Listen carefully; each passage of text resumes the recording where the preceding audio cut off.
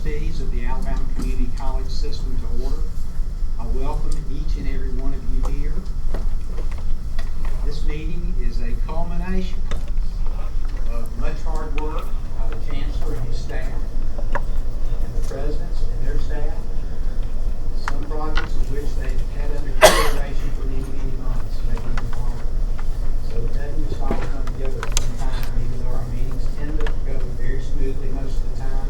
There's a great deal of work by each board member, consulting with the Chancellor's staff, having questions answered, and information given to them that leads to what we conduct today. Thank you for being here, and we hope that this is a productive time for you as well. At this time, I want to recognize Dr. John Ed Matheson of John Ed Matheson Leadership Ministries, and give our invitation a word of encouragement. And I consider Dr. Matheson one of the great encouragers in the state of Alabama. If you get his email, you know what I'm talking about, all the encouragement that he gives everyone all the time. Dr. Matheson. Thank you so much, Thompson. Thank you for the privilege of just being here. One of my favorite people is Dr. Jimmy Baker. And you've got a great leader in him and a wonderful board. And I do enjoy, I write a blog each week, several newspapers carry it, and we mail out a few thousand of them, but I'm doing a series on education in about a month. And I'm applauding what you all do in education. And the basic premise is that education is not education unless you can apply it. And of all the educational systems we have, I don't know anybody that does a better job than that. Community colleges. And thank you. My daughter was a teacher. My father, her granddad, he was about 90 years old. We visited the school, had lunch with her. After an hour there, as we walked out, I saw my dad put his arm around his granddaughter and say, "Honey, I don't know what they pay you, but it ain't enough." I don't know what they pay you all, but it ain't enough. Thank you. Somebody asked you, what do you make? You make a difference. Making a difference is more important. So as a layman, I want to thank you for what you do and for the kind of leadership you give. Let us pray. Father, all of life is a learning process. There are periods of time where we zero in. And the community college system is doing an excellent job of preparing people to be good citizens and to make life fulfilling. Thank you for the trustees. Thank you for the administrators. Thank you for Dr. Baker. Thank you for every person involved. And oh God, may we always keep in sharp focus, not only are we going to talk about problems, but may we spend more time talking about possibilities. And may we be appreciative and cognizant of every opportunity we have to make a difference. I thank you for these people. Thank you for the decisions that they make. God, I'm going to be bold enough just to ask you right now that the things that are decided in this meeting will exponentially help people live better lives. This I pray in your name. Amen. Amen. Thank you, Dr. Matheson. Would you please stand for the pledge of allegiance?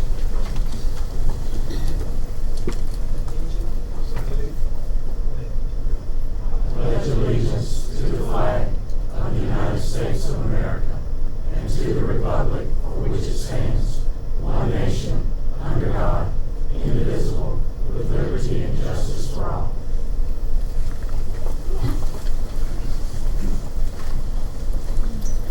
Please call the roll. Present. Present. Present.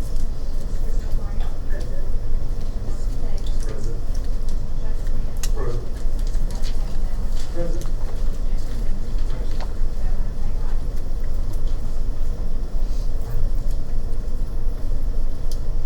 Item 4 on the agenda is the approval of the agenda. All the board members have received this in advance of this meeting and had a chance to review it. At this time, I'll entertain a motion. Motion by Mr. Davis. Is there a second? Second by Ms. Brown. Any discussion? Any changes to the agenda? Seeing none, we'll move to a vote. All those in favor of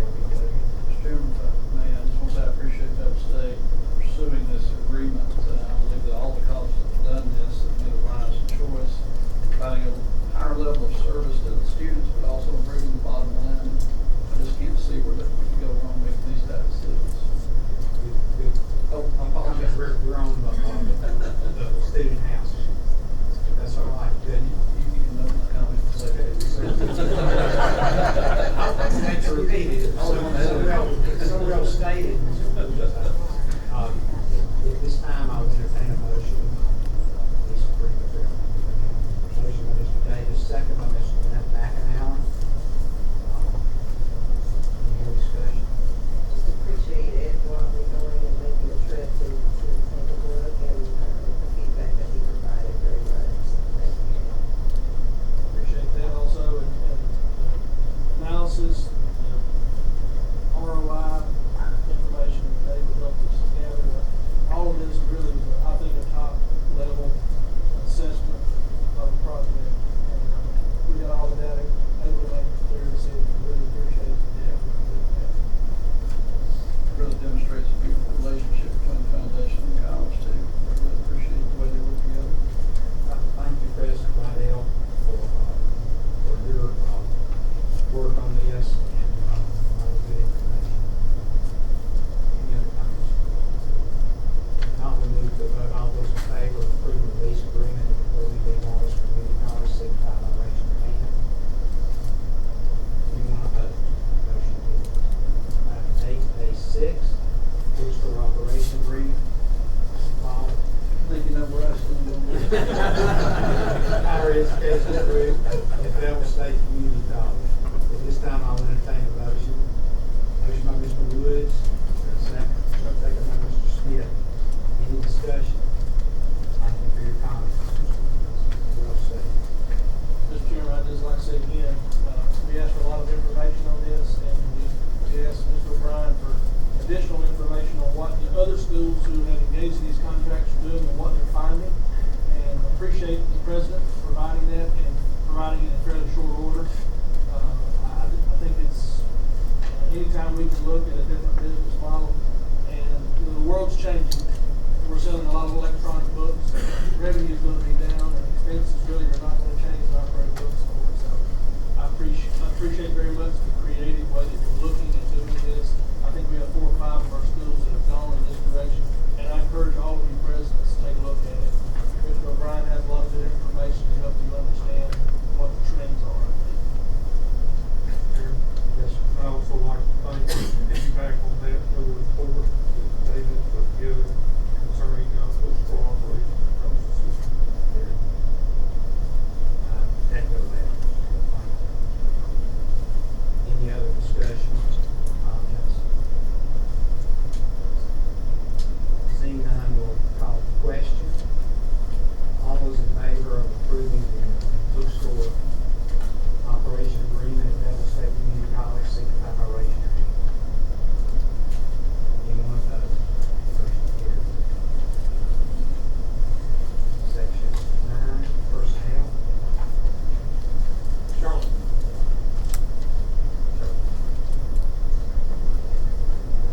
Morning. My name is Charlene Finkelstein. I'm with the Human Resources Department, and I'd like to briefly introduce our 3 newest employees. First of all, Ms. Deborah Spann. Deborah joined us as a business analyst for degree audit. She worked for 21 years at Wallace State Community College in Hanceville in the athletics field. She also served as assistant women's athletic director at Hanceville for 6 years.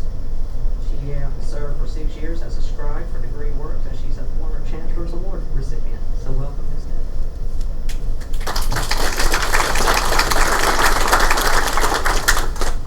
Mr. Michael Barnett.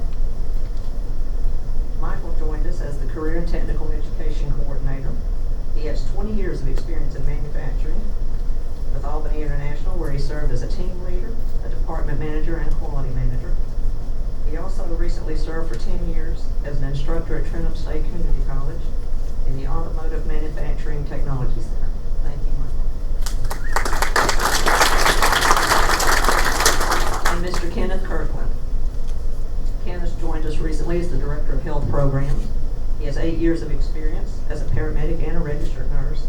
He served for 12 years as an instructor at Calhoun Community College in the health programs field, and most recently as an EMS program director at Calhoun. Thank you.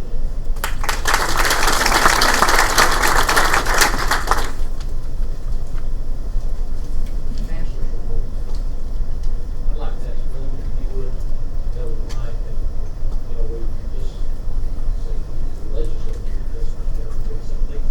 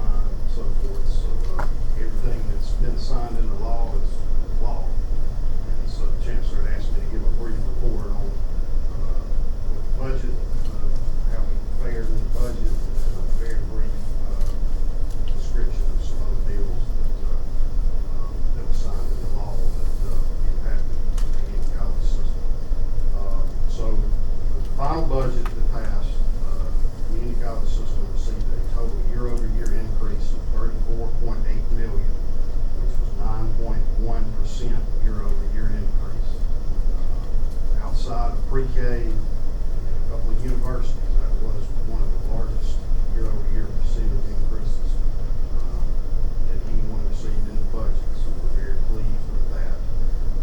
Just some of the line items that received increases I'll go over. So the college O&M received a $19.5 million increase.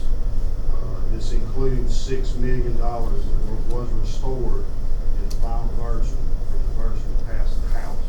I want to thank the presidents and the board for making calls and emails to legislators.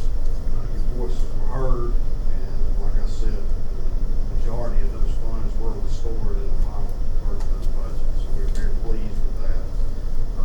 Prison education received an increase of $3 million. Adult education received an increase of a little over $640,000. Several programs related to workforce development received increases.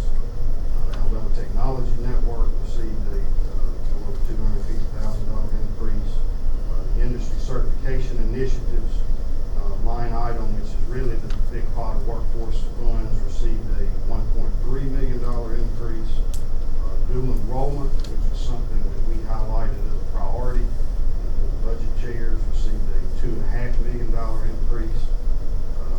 And very pleased with the mine safety training program. Bevel received a one-time $950,000 increase to upgrade their facility. That comes with a dollar-for-dollar match from private industry and equipment, so that will really make that facility a state-of-the-art facility. Another priority of the chancellor's was distance learning. I know that the board is aware of what we're trying to do with bolstering our online education offerings. The legislature put a $2.8 million increase in the budget for that. And there were many other smaller increases for other programs. So at the end of the day, we were very pleased with how we made out in the education budget. Thank the governor for signing the budget. We thank the legislative leadership, the budget chairs for coming up with that final version.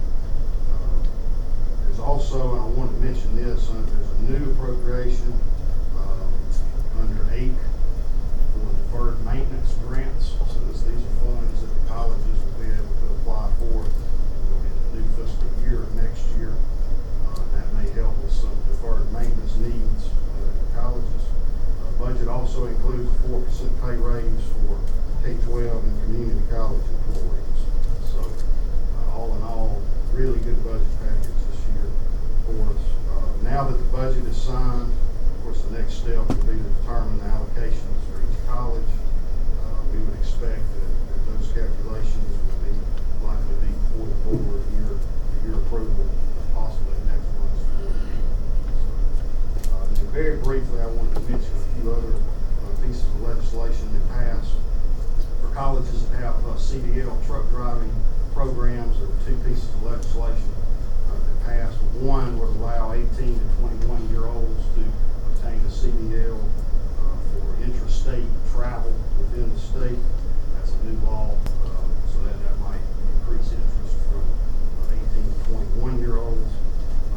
There's also legislation that passed that would, as part of the human trafficking package, that would require those programs to have industry-approved human trafficking training included in that. So that's something we're going to look into. And I know there's groups out there that have materials that offer that training. We'll be looking into that.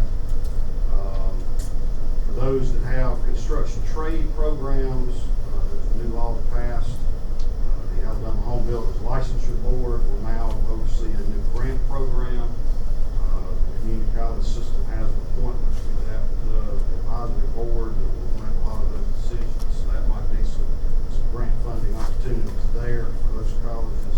And then lastly, something that I know all this board has been very aware of and supportive of was the apprenticeship bill. It's something we spent a lot of time and effort this session. And I think I saw Nick in the crowd earlier. I want to thank Nick Moore, the governor's office, for all the time and effort that he spent with us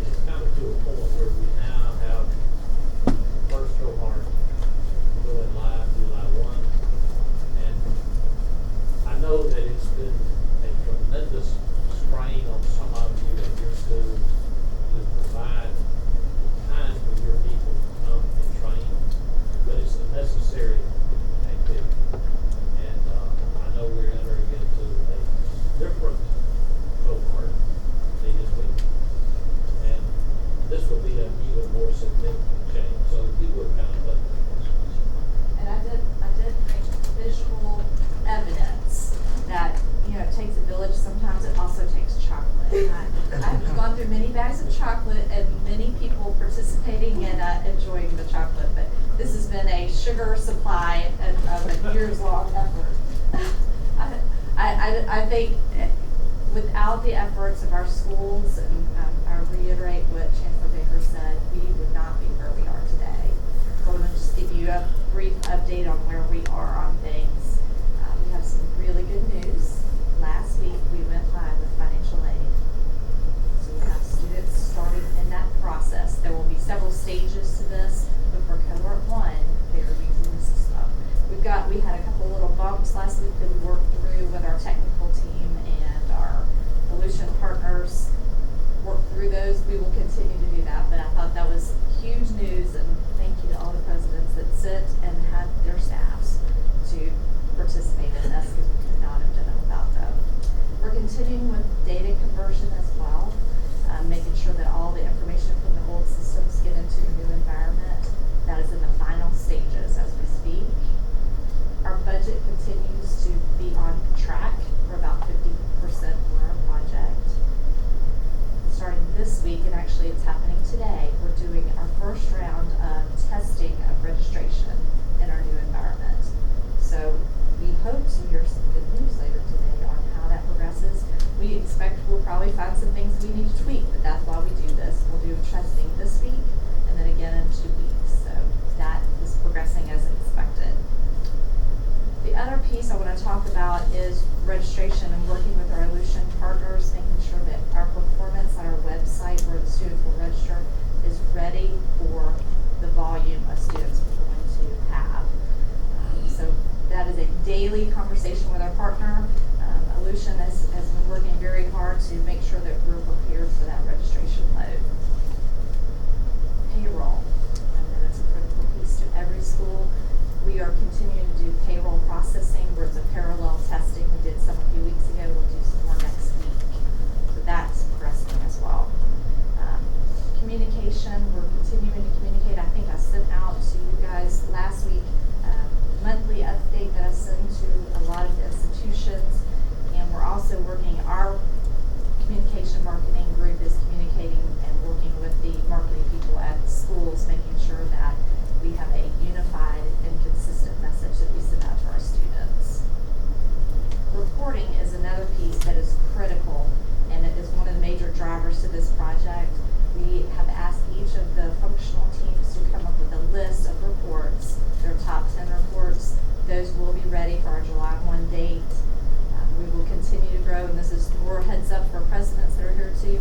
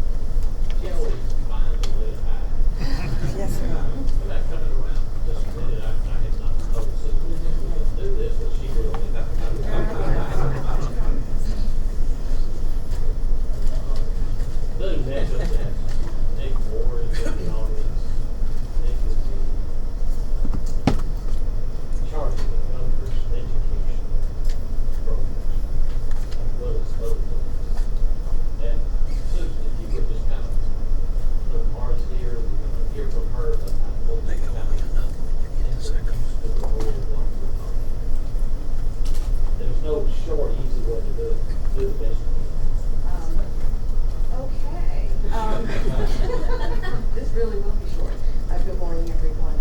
So you heard Boone talk just a couple minutes ago about the apprenticeship bill. And I think that you received some information about Perkins 5, which was passed last year and is a game changer in so many ways with respect to career and technical education and opportunities for this system. Well, over the last month, the Chancellor, Nick Moore from the Governor's Office, and Mara Harrison, who you'll hear from in just a couple of minutes, who is a consultant in these areas, as well as Roger and Boone, have worked really tirelessly on a presentation that really helps people understand this new paradigm that we're in. This is an amazing opportunity for the state of Alabama. It's an amazing opportunity for all states, but we are actually on the forefront, and we can't let this slip by.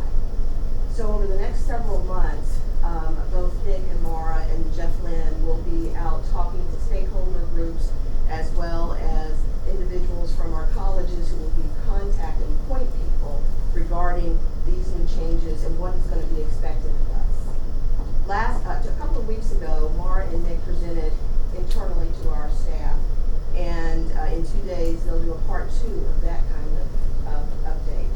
Last week they presented to the President's Association. So what we wanted to do is have Mara come and just really give you some context for what is about to happen for about 10 minutes or so. And so Mara, if you don't mind coming up, I'd like to introduce you to Mara Harrison, who has more information about what is happening nationally with Perkins and apprenticeships than I will ever know. Both she and Nick and Jeff have all this information, but Mara's going to present to you today for just a few minutes to give you context about what's going on. That is all.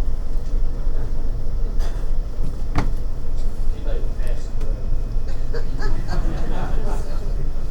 Thank you, Susan. I just want to say that this is a very exciting time for all of us who believe in education and believe in promoting states in economic development. And so this whole idea of transitioning states to be able to wrap education around workforce initiatives and be able to provide jobs for people is just it's a good time to be involved in education. So I'm proud of Alabama for the initiatives that you've taken, and I'm really looking forward to being part of implementing this directed path.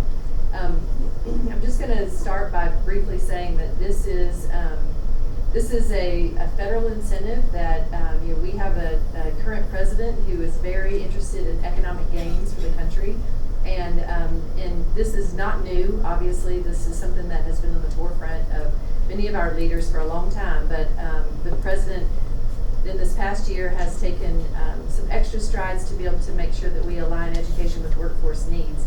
And two of those ways is in establishing a specific task force to be able to direct states in how they need to kind of weave their federal funding to promote economic development within states. And then he also submitted an executive order in 2017 to be able to expand apprenticeship opportunities. So states do things in obviously very different ways, and the state of Alabama is approaching this initiative in a very unique way. As Susan said, you have tremendous governmental support with the education policy writer, Nick Moore, and so I'm hoping that your state is able to really accomplish great things with this plan. Governor Ivey has, she set up a beginning vision for this by stating this attainment goal of adding 500,000 credentialed employers into the workforce by 2025. And that's sort of the guiding principle behind all of the things that need to be adjusted in terms of education to be able to support this. With that, your labor force participation percentage will just naturally increase, which will put you above the national average, which is, again, exciting. In the national initiative from the Federal Department of Education, many things have happened to be able to give states guidance in how they can unfold this. And perhaps the most important one is the reauthorization of the Perkins Act. That Perkins Act has been around for a long time. The new authorization has been changed to be, it's referred to as Perkins 5, but it's actually the Strengthening Career and Technical Education Act. And the changes that were brought about in Perkins 5 those are really the main focus that states are taking to be able to intertwine education. It's not necessarily the funding that's behind it, but it's the opportunity that Perkins 5 will allow. And Perkins 5 has initially been dedicated to all of the CTE funding that would go into secondary, post-secondary elements. All that's based on state population, and the percentages are determined by the state. So in the state of Alabama, the Perkins funding is allocated 70-30 for 70% secondary schools, 30% post-secondary schools. With the opportunities in Perkins 5, you're allowed to take your state plans that you normally submit and sort of align them, which would include the ESSA performance indicators, which is how secondary schools are measured based on success, and then the Perkins funding, and also WIOA funding, which is all of the funding that would have to do with reaching people who are maybe have difficulties getting into the workforce. So your state is going to submit a unified state plan, which is the perhaps the most innovative portion of what the state of Alabama is going to do. You should be able to create a program that reaches as low as 5th grade and then is highly attainable as a specific doctoral degree on a university level for students that they can see in their middle school grades. And then that will create an opportunity for post-secondary education to be the intermediary that kind of brings it all together. In this, states can add to their apprenticeship opportunities, which your state is expanding into pre-apprenticeship opportunities and apprenticeship opportunities that can be dual enrolled through the community college level and taken down into the secondary level. And then also there will be a credentialing element to it that will kind of modernize the licensing or the certifications that are attached to specific levels of success as the industry needs demanded. In a nutshell, this is your state plan. Through the governor's office, the submission of the 2020 state plan is the one that I talked about, that will grade the federal funding, all of the federal funding elements that might make the streamline from education to workforce be much easier. There will be, through this process, the development of a lot of committees that make sure that all of this happens. And I would say perhaps the most important piece of this is going to be your stakeholder engagement, because this is an educational trend that is going to provide a shift in our nation for the focus of education to be surrounded by sort of what Reverend Matheson said about being able to obtain a specific set of skills and then show what you know by being able to gain employment based on that skill set. It's a great advantage for the states because it also wraps in an element of education. So with an educated state and also a complete pipeline toward workforce incentives, your state can only naturally advance. And this is going to bring about some of the things Boone discussed with the Alabama Office of Apprenticeship. In this complete plan, there are portions of partnership that require departments of commerce and labor and all facets of education to come together and create a seamless pathway, so that it's not that each department is going down their own path, but they're all working together, and then the federal funding can be brought together to be able to enhance those programs. So this is a really, truly great time to be promoting education, but specifically for the state of Alabama, and I'm very excited to be part of it. I'm going to go into a little bit more detail, and as Susan said, we've been trying to engage everybody along the way, and it is not an easy task. As you can see, it's very multi-leveled, but you are very fortunate in your state to have such support from the governor's office that I hope that this is going to be as smooth potential as possible for the state, and that you can only gain in the end. So thank you. Thank you, Maura. I can't find this in the office. Where is it?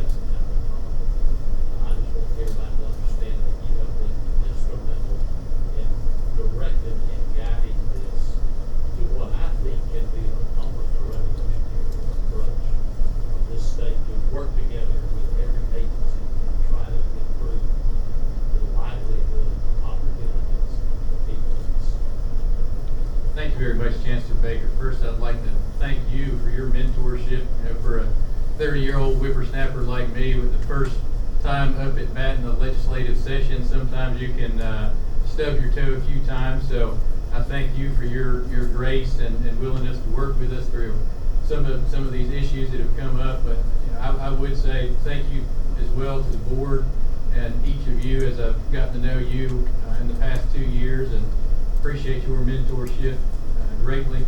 And with Mr. Newman, we get to spend double time together with his role on the K-12 board, and certainly with Vice Chancellor Lynn and really his whole team, and Mr. Roger Bates. We have all come together as a team in the last couple of months, not only on SB 295, the AIRRAP Act, which stands for Alabama Industry Recognized and Registered Apprenticeship, but a host of other initiatives that we think are really going to allow the community college system. And what I'd like to just leave you with is elevate the community college system into its proper place in the workforce ecosystem. In many states, the community college system is synonymous with workforce development, and certainly under Chancellor Baker's leadership and under the board's direction, we're well on our way to making the community college system also synonymous with workforce development, and also synonymous with community development. Two of the biggest things that the community college system is doing in the state is rebuilding the role of associational activity and the ability of individuals to solve their problems at the most local level. And so with the community college system as serving as an intermediary, not only between individuals, the K-12 system, and our community-based organizations, we're going to rebuild the social capital that is necessary for somebody that has suffered through intergenerational poverty to be able to take a chance on work and then to persist through a career pathway. So all of these things that Mara very ably discussed about the Office of Apprenticeship and credentialing and the career pathway model and Perkins plan, those are all wonderful things that we have to do to align us to a place, but really all that is a means to an end. The end is the individuals in each of our communities that we are putting into the workforce. Right now there's 43% of Alabamians that are right now on the sidelines, and that's not due to the fault of any one agency in particular. It's because we have not had a unified, strong workforce policy that says we've got 102 federally funded workforce programs, 24 different agencies that are involved in delivering those. And for the first time through this plan, we're looking at these folks as individuals to say, what is your barrier to education, workforce training, and what's the best package of benefits we can put together to help you get into the workforce. And often, work doesn't necessarily pay for somebody in a rural area, or if you're deep into poverty. And so we have to make sure that all of these benefit programs that we have at our disposal are able to make up for the fact that sometimes folks get the rug kind of pulled out from under them when they do choose to go back into work. So rather than somebody have a one-to-one reduction in their benefits once they go back into the workforce, we want through the community college system to provide wraparound benefits, working with all of our partners from DHR to Medicaid to the correction system, so that no matter what season of life that somebody finds themselves in or whatever special population group they're in, the community college system is able to serve them, and we're able to coordinate all of these various and sundry initiatives to make this coherent for somebody that really is not in the place in their life to sit there and whittle through 100 different bureaucracies. So thank you, Chancellor Baker, and I'm very excited, and I know Governor Ivey's very excited on what we're about to embark on together in the next few months. And thank you to the board, and I just appreciate the honor of addressing you this morning. Thank you, David. I didn't mention that actually the membership enterprise community college went on to finish his degree at Austin Harvard. It's a small school up in the Northeast. But we have spent untold hours, staff, along with the governor's office and Mara and others, talking about how we make this work.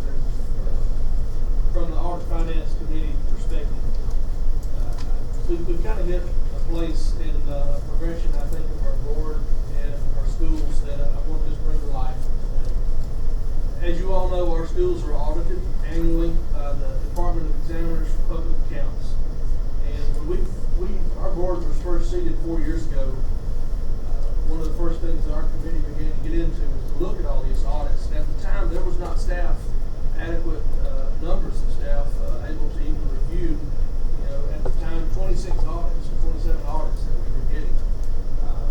And those audits at the time, honestly, had quite a few findings. At this point in time, back about 3.5 years ago, our committee came to a meeting and presented to you presidents a challenge to take a new approach. We wanted to not use the audit function as a hammer, but we wanted to pursue a continuous improvement model so that all of our schools could receive help from people who are experts across the system, whether it was in another school or whether it was in the chancellor's office, begin to improve so that we could reduce the number of findings primarily. These new standards, consistency across all colleges. We talked about standardizing charts of accounts. We had 26 different charts of accounts, which from our level, trying to receive data from schools and analyze reports, financial reports that were 30 to 40 days in arrears was just, it didn't work. Just to be blunt, it just did not work. But standard reporting, real-time data, we're at the point now where we have that. We have trend reports. We can take a brief look at the data we're getting now and understand what's going on at every one of your schools and across the entire system, which is extremely valuable from the board's perspective, from a business management of the entire system. It's very, very important to us. So as this has gone along, the chancellor has staffed a fairly highly capable group of people. I want to say thank you to Brian and to Sarah for the work that they've done in leading the charge. I want to say thank you to Handler and Carr Riggs and the effort that they've played all across the state in helping us go in and understand what's happening, what we need to do to improve and to fix certain situations. We just finished receiving the last group of audits. Normally, Milton, myself, and Mr. Woodward had divided these up and read them and reported back on them, but now we have staff capable and able to do that. We're thankful for that. But last year's audits just finished. We would commonly have about 40 findings any given year across colleges. Last year we had 9 findings, and we only had 1 reoccurring finding. There's been times past where we would have 20 or 25, maybe approaching 30 reoccurring findings. That is a significant improvement.